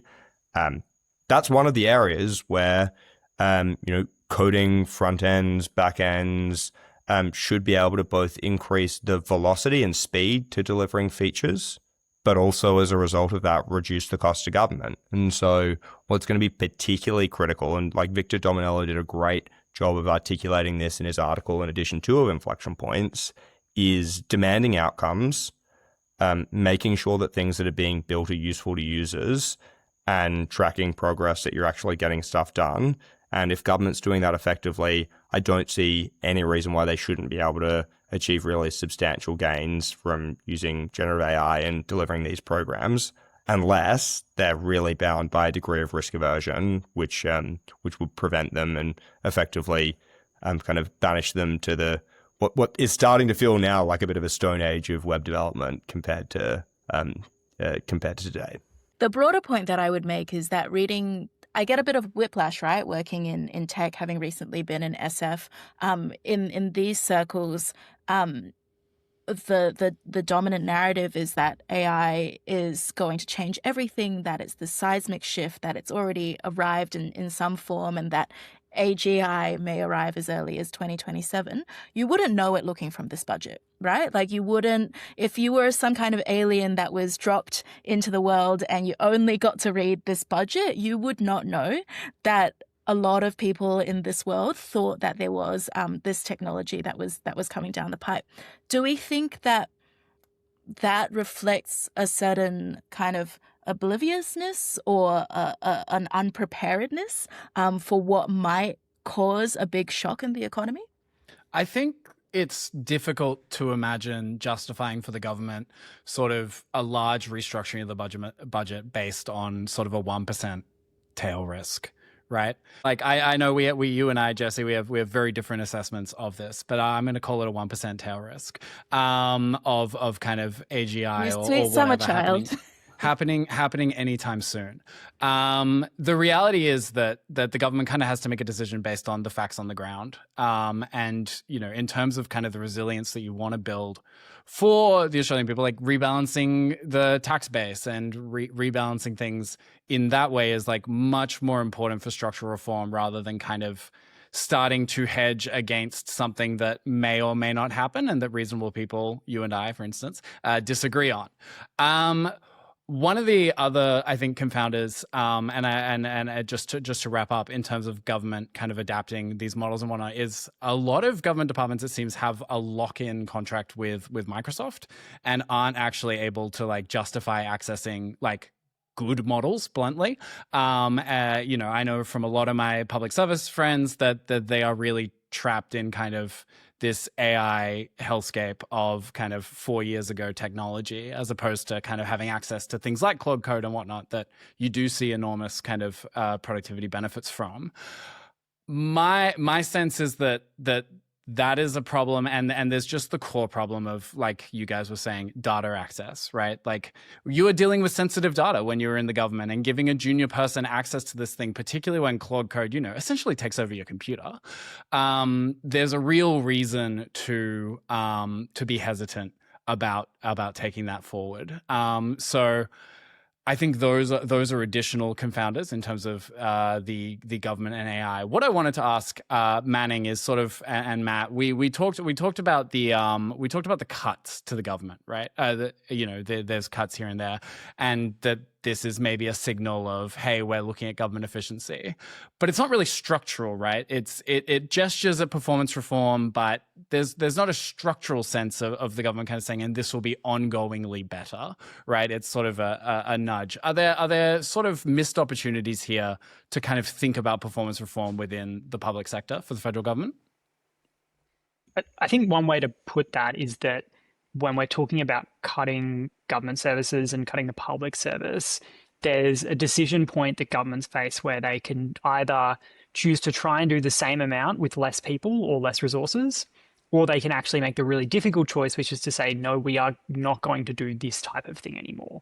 We're going to do less in this particular area, so we can do more in other areas is usually how that works.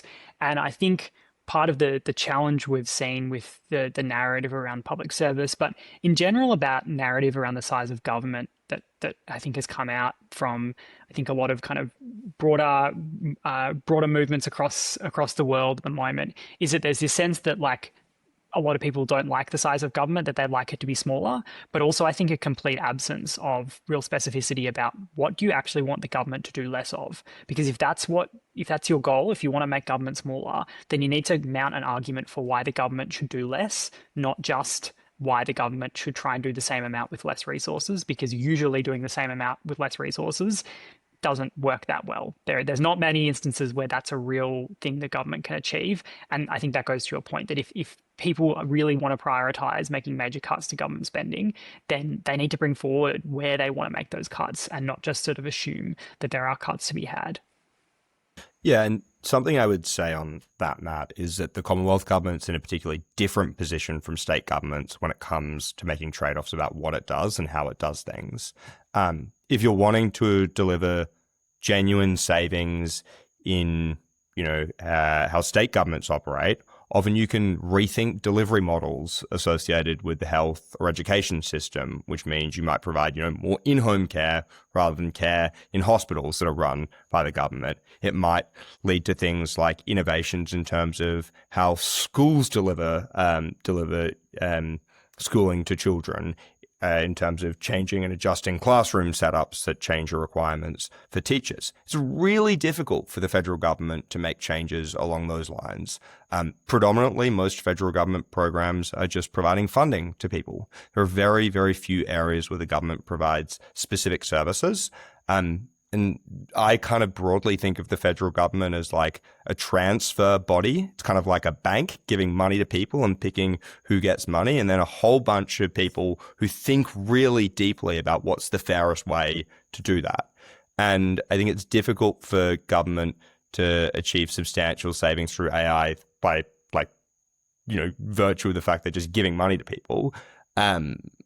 Which leaves them with a much more challenging question and a much more politically challenging question of how many people do you need thinking really deeply about what the best way to get that money into the hands of the people who need it most is. And I think it will be interesting to see whether this government, I don't think that this government will look to substantially reduce the size of the Commonwealth Public Service.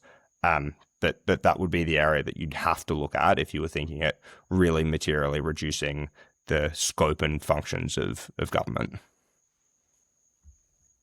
The last piece of kind of state capacity, and this sort of cuts into what we were talking about with superannuation and where the government corrects market failures, is there's sort of a large number of piles of money that have been active kind of throughout Labor's term. Now, a few of those have been wound down. There's something like over 100 different kind of funds and whatnot, and a couple of those have been wound down, particularly ones that were kind of feeding into the university sector.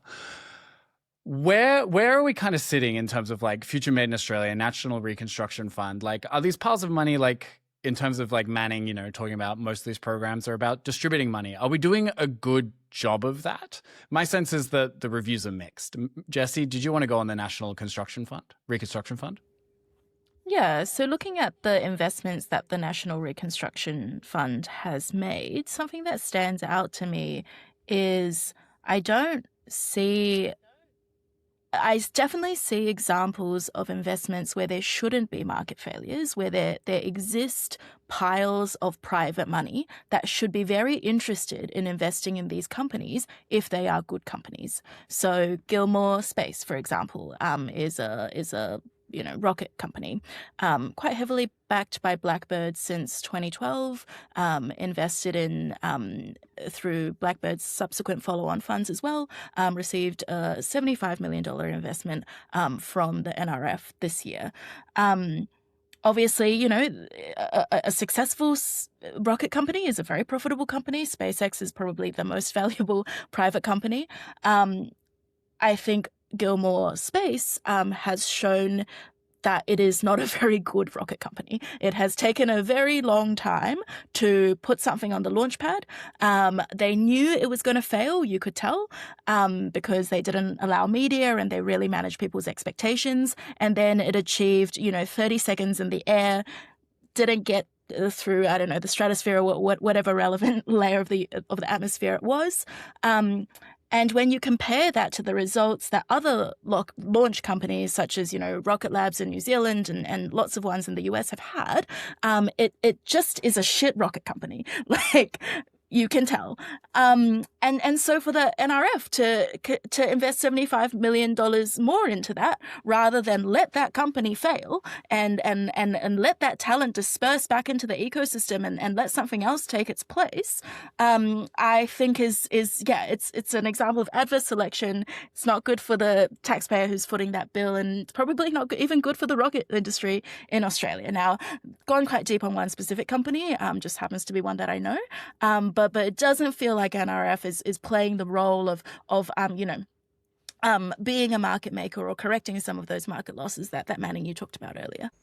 Oh yeah, I was gonna say this isn't my line, so I can't take credit for it. But one of my colleagues at the Grattan Institute, Alison Reeve, who is our energy and climate program director, often talks about people are very worried that industry policy means the government picking winners, and we really should be more worried about losers picking government, because that's just often what happens in industry policy, unfortunately. That's a good line. That's a That really is a good line. Yeah, I think the national. Can I just quickly have a few points about why I think the NRF has faced some challenges? I think there are really three issues with the National Reconstruction Fund.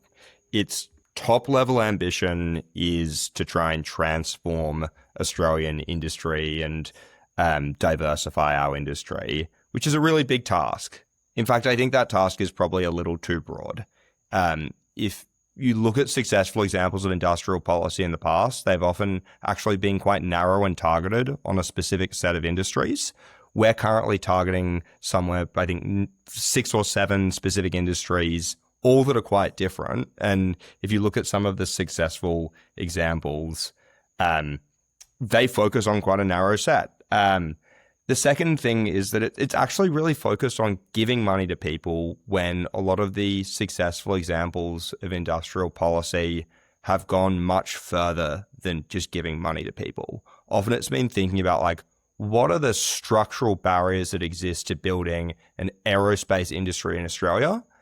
And, like, what objectives are we, embedding in regulations that trade off against that we're willing to give up on because we believe it's so important that we build this industry? And so what that might mean is, like, getting rid of some environmental regulations that prevent us from operating in areas that are good spaces for launches. I don't know, I'm not a rocket scientist, but, like, those are the sorts of things that would be really important to do if you actually want to create a successful industry, so that when government support retreats and the big push of the industry is over, it's able to stay on its own 2 feet and keep on moving forward. I think the third challenge that I've really struggled with the National Reconstruction Fund is, if you asked anyone in government, well, is it working?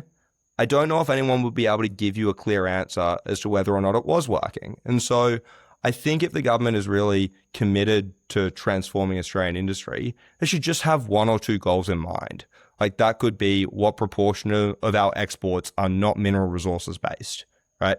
And that is a clear scorecard to hold the executives at the National Reconstruction Fund, who are currently facing, like, 18 or some ridiculous number of different objectives that have all been, like, pushed into the legislation, one clear thing to focus on.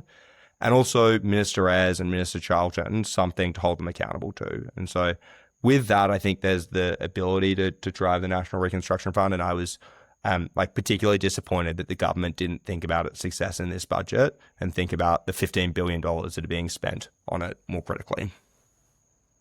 Yeah, I think if we were to talk about kind of where we would like the government to go next in terms of state capacity, it is this question that we've raised, and we've talked about a lot internally, and would welcome any pieces on Inflection Points on this, which is this kind of grantification of government policy. Manning, you gave a great example there, right?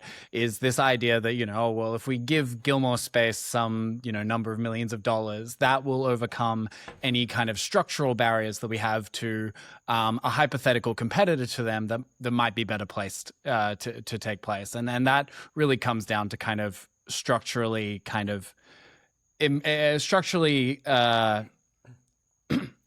and that really comes down to engaging with barriers kind of structurally, right? And thinking about government, and I think this is something that kind of Ezra Klein and Derek Thompson put forward in Abundance, and thinking about the idea of government as sort of a blocker clearer rather than kind of anything like a money distributor. Though, of course, like funding where there's market failures and so on, as we've talked about, is really important. I think a combination of the grantification and the lack of clear measures of success just makes this a rent-seeking leech conference, right? Because there are some companies that make for good headlines. Sure, we're investing in a rocket company. Look at this picture of Ayres or Charlton standing next to a rocket.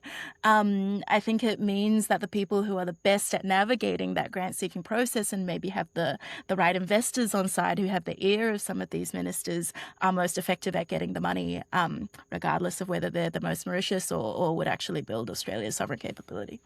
Yeah, and I think that you're completely right there, Jessy. The couple of builds I would have on that is, firstly, if you're addressing the real challenges to an industry developing in Australia, kind of doesn't really matter who you pick, because the deregulatory or adjustments to support the industry should disperse across players.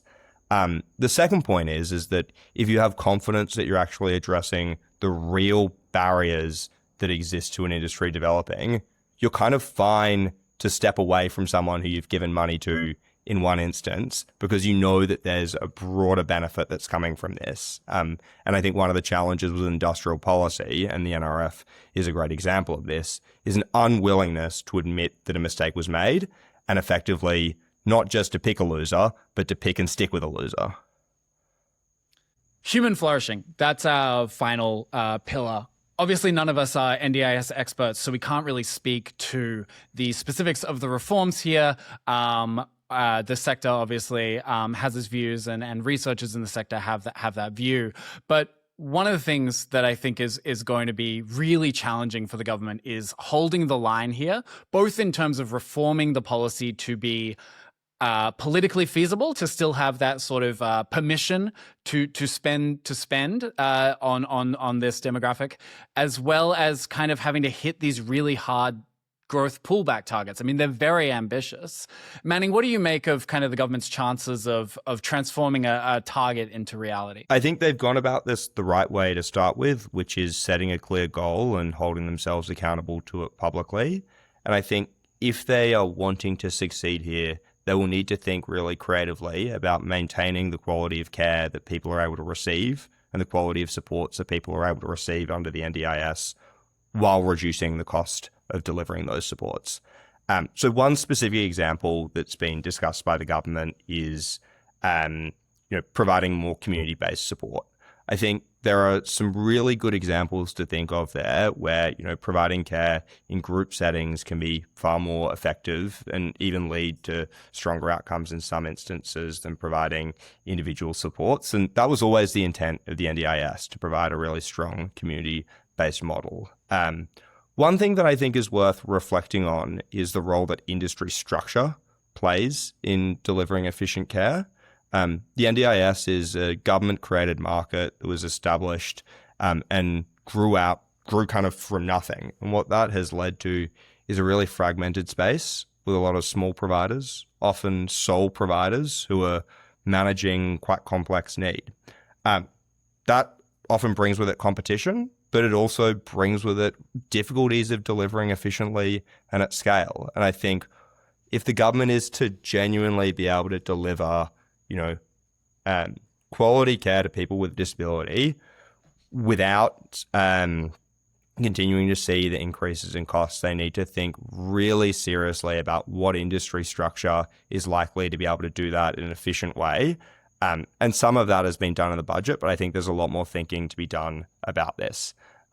Obviously, the example of aged care is something that is distinct, but I think there are some flavors of similarity that are worth reflecting on.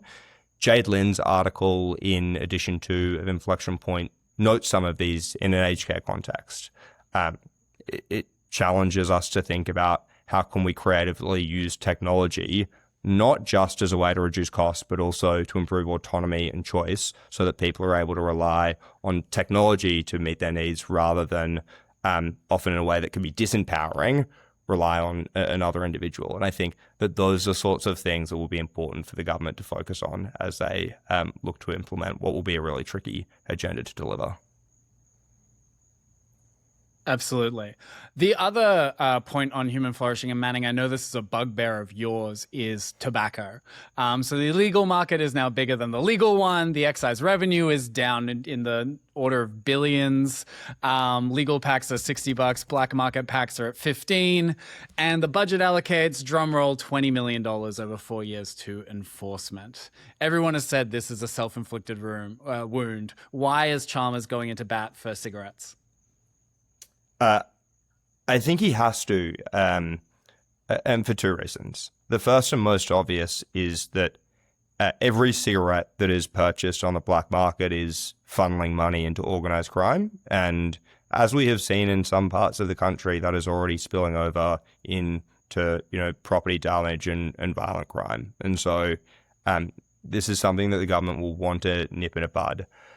I don't think Does $20 million do that, though? So I don't think that $20 million is anywhere near enough to be able to deliver that. And this is partly a result of fragmentation and responsibilities between state and federal government. A lot of the law enforcement obligations and capacities that exist sit at a state level, and the federal government often doesn't have those levers available to do that. And I think squaring the kind of federal state tension that will exist here is going to be really important to tackling it. It is, I think, a national embarrassment, the extent to which we have let this get out of control. I was reading a few months ago a New York Times piece where dozens of Australians were talking about how they never purchase cigarettes from a legal vendor and always purchase them on the black market. And it is astounding that this degree of illegal activity has been able to permeate throughout the community. The second reason why Jim Chalmers will be trying to focus on this is the total collapse of revenue for the federal government that has occurred as a result. For most of the 21st century, the federal government has taken about $10 billion per year in tobacco tax. That peaked at about $20 billion when the rate of excise tax climbed steadily throughout most of the 2010s and has collapsed now to less than $5 billion. That's despite a growing population and the fact that the government has substantially raised the rate. Right, but he is serious about this. He's not, right? $20 million is not serious. Yeah, so I don't think they're taking it seriously enough. And if I were treasurer, I would have allocated substantially more money to try and address this. It is confusing, though. It's a large budget hole, like you said, like in the billions of dollars. The question, I guess, is would any amount of enforcement be enough, or is it a case of actually having to readjust down the rates of taxation? I mean, I'm not a health economist, so it's tough for me to say. It does seem like a recovering economist that incentives do matter here. And if you're an individual who's thinking about breaking law and purchasing a cash in hand pack of cigarettes for a quarter of the price from what you would have paid, that incentive isn't clocking. And so there's kind of two things that you can do. There's one way, which you can raise the barrier to doing illegal activity substantially, or you can reduce the benefit, which would be reducing the tax rate. I'm not sure which one of those works more effectively, but I think that what the federal government needs to think about is those two levers. And if you think about it across the forward estimates, it ends up being a question that is materially more substantial than some of the gains that they've talked about in terms of public sector efficiency. And thinking of it in that terms of challenge, I think is what the government needs to do, not just for fiscal savings, but also because of the public health effects that are happening from rates of smoking within the population. I do think that it's been this runaway thing where because it's normalized now, nobody's oh, you have those unbranded cigarettes, you're funding organized crime. It's just kind of accepted that that's what people smoke now if they do. It feels like it's hard to put that genie back in the bottle, even if you lower it from $60 to $40 or whatever it is. I would go with something more creative and spend $20-50 million on a public advertising shame campaign to say if you see somebody smoking unbranded cigarettes, they're funding organized crime. I think that the social pressure might be stronger than enforcement. Maybe. I've seen those on vapes, and the vape ads make me want to vape more.